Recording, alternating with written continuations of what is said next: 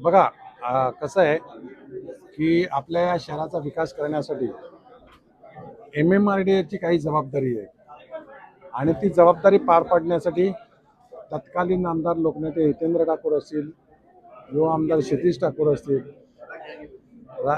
तत्कालीन आमदार राजेश पाटील असतील, तर यांनी पाठपुरावा केलेला. जसं रेल्वे ओव्हरब्रिज आहेत, रोड ओव्हरब्रिज आहेत, रिंग रोड आहेत आणि ही सगळी कामं करावीत. प्रमुख रस्ते आहेत हायवेपासून शहरात येणारे आणि त्याचा पाठपुरावा करत होते.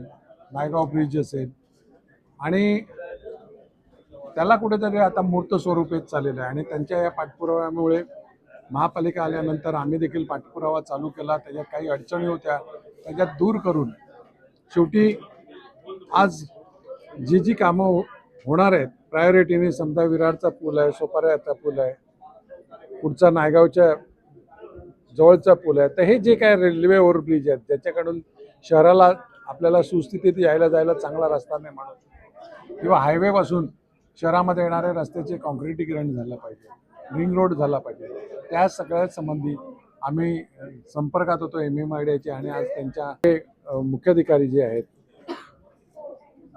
कमिशनर आहेत MMRDAचे संजय मुखर्जी साहेब, तर त्यांच्याकडे बैठक झाली.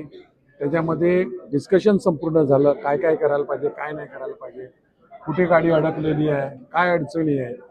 आणि आमच्या लक्षात आलं का ह्याबाबत राज्य सरकारशी देखील बोलायला पाहिजे.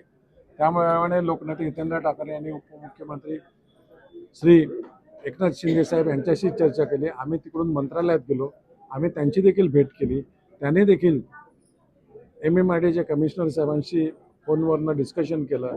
काही त्रुटी असतील, काय असतील, त्याबद्दल त्यांनी सूचना केल्या आणि लवकरात लवकर यासाठी आम्ही कार्यरत होणार आहोत. त्यासाठी आम्हाला सगळ्या लोकप्रतिनिधींनी, नगरसेवकांनी, सगळ्यांनी आम्हाला तिकडे सहकार्य केलं, उपस्थित राहिले.